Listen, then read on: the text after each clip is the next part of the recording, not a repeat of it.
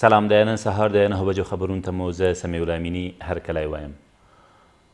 د هرات پر اوبې ولسوالۍ د طالبانو ډلیز برید په شا وتنبول شو. د دغه ولایت امنیه قمندان جنرال امین الله مرخیل وایي په دغه برید کې چې تیر ماښام پیل او د نن سهار تر 4 بجو دوام وکړ، بریدګرو ته درنه مرګ ژوبله هم اوښتې، خو کره شمېره یې لا تر اوسه روښانه نه ده. نوموړی زیاتوي چې دغه ولایت په ډیریو جګړو کې له پاکستانیو جنګیالیو سره مخ دي. تقریبا سومین حمله گسترده از این سر ولسوالی رباط سنگی، ولسوالی چشت و ولسوالی اوبی بعقب زده شده که امشب هم پلان داشتن یا که ولسوالی اوبی را سقوط بده. پست‌های امنیتی پلیس و پلیس محلی عملات گسترده را از شام امروز آغاز کردند که تا 4 بجه صبح ادامه داشت و دشمن بسیار تلفات فاحش دیده و فرار کردند. در هرات در اکثریت جبهات پاکستانیا در مقابل ما جنگ میکنه، حضور داره. اروپایي ټولنه ژمنه ده چې له افغان حکومت سره په همغږۍ او د سولې د پلان پر بنسټ د سولې په بهیر کې خپل رول ادا کړي. دا مطلب د افغانستان لپاره د اروپایي ټولنې ځانګړي استازي رولاند کوبیا له ولسمشر غني سره په کتنه کې څرګند کړی او زیاته کړه چې اروپایي ټولنه به د افغانستان د سولې لپاره د سیمه اجماع په جوړولو کې هم همکاري وکړي. د ولسمشرۍ ماڼۍ د خبرپاڼې له مخې ښاغلي غني په دې کتنه کې پړاو کړه چې د افغان سولې په برخه کې به د اروپایي ټولنې رول مهم او پر پریکړو اغیزناک وي.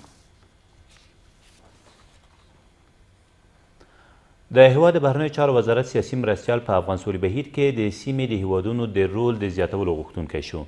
ادریس زمان تېره ورځ په یوې ناسته کې چې د افغان سولې لپاره د امریکا ځانګړي استازي، د چین، هند، روسیې او د سیمې د نورو هیوادونو سفیرانو پکې ګډون درلود، همداراز په افغان سولې بهیر کې د سیمې د هیوادونو د برخه اخیستو په اړه د افغانستان له هڅو یادونه وکړه. په دې ناسته کې زلمي خلیزات له طالبانو سره په خبرو کې له پرمختګ یادونه وکړه او زیاته کړه چې له افغان سولې بهیره د سیمې هیوادونو ملاتړ کولی شي دغه بهیر لا ګړندی کړي او په دې برخه کې د سیمې هیوادونو د لا زیاتو همکاریو او همغږیو غوښتونکی شو. د حزب اسلامي مشر د افغانستان او پاکستان لپاره د آلمان له ځانګړي استازي سره په کتنه کې وویل په افغانستان کې دا 4 لسیزه تپل شوې جګړه هغه مهال پای ته رسیدی شي چې کورني او بهرني عوامل یې پای ته ورسیږي. ګلبدین حکمتیار همداراز ویل افغانان باید پرېښودل شي چې خپل برخلیک په خپله او د بهرنیو له هر راز لاسوهنې او وساطت پرته وټاکي.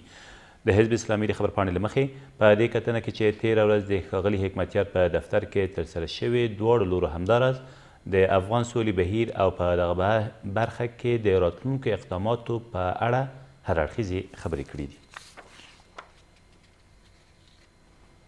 ولسمشر غني تېر مازدیګر د هالنډ شاهي هیواد له پلاوي سره چې دغه هیواد د اوبو متخصصین هم پکې شامل وو په ولسمشرۍ ماڼۍ کې وکتل. ښاغلي غني په دې کتنه کې ویل افغانستان پرېمانه طبیعي سرچینې لري او پر اوبو پانګونه د افغان حکومت لومړیتوب دی او همداراز د اوبو مدیریت به وکولی شي د سیلابونو او وچکالۍ هغه خبیثه کړۍ چې افغانستان یې زیانمن کړی له منځه یوسي. یاد پلاوي هم زیاته کړه چې هیواد یې د اوبو زیرمه کولو، د کوچنیو، متوسطو او سترو بندونو د طرحې او جوړولو په برخه کې همکارۍ ته چمتو دی. او څارګر ملي ادارې په غزني کې د ترهګریزو کړنو د ترسره کولو په تور د 15 کسانو له نیولو خبر ورکړ. دا کسان تر دې مخکې د غزني او میدان وردګو په شاوخوا سیمو کې په ترهګریزو بریدونو بوخت وو چې بالاخره د څارګر ملي ادارې په ځانګړو عملیاتو کې نیول شوي دي. د غزني د سیمه ییزو مسؤلینو په وینا د یادو کسانو په نیول کېدو سره د یو شمېر ورانکاره کړنو له ترسره کېدو مخنیوی شوی دی. دا تر دې مهاله وروستي خبرونه، تر بیا مو الله امان.